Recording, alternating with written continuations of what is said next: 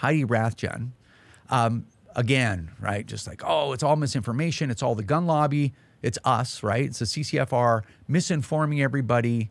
You know, we're only banning military assault weapons with high-capacity magazines or whatever, right? I'm going to show you the clip. You can hear it verbatim. And she's referring to Jim Shockey, one of the most accomplished hunters that ever lived, okay?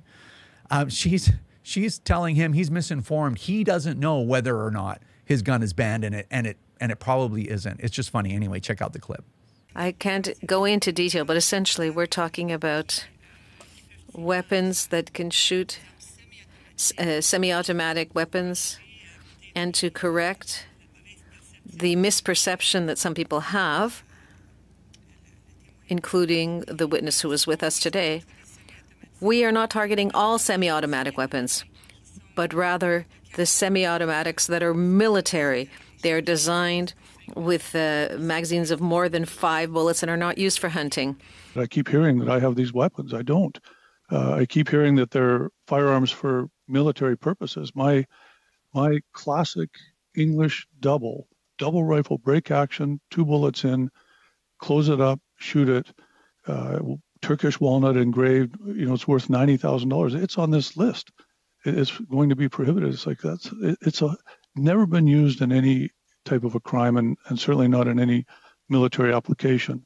So this is where as a hunter, I hear this and I'm listening, and I appreciate the emotions involved. I mean, it's a terrible, terrible tragedy, and that can never be understated. On the other hand, like I said earlier, a way of life is also important to many people, especially us. I feel like from the Hunger Games, I'm from District 12 and I'm a tribute, and you guys are the capital. Well, there you go. And you know what? Jim nails it. He goes on and says some other things like, you just don't understand us and this and that. And I left that out for now, just to kind of make best use of your time. But, you know, it's just amazing to me. It's just absolutely amazing to me what these people get away with, what they get away with saying, the misinformation while saying everyone else is spreading misinformation. Just it's amazing. And you know what? The media never holds them to account. They don't hold the Liberals to account. They don't hold the NDP to account. They don't hold the Bloc to account. They don't hold any of these anti-gun groups to account for their misinformation. Nothing.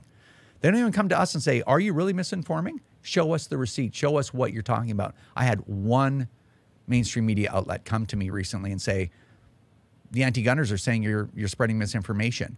And specifically, they asked about the 1908 Brazilian Mauser.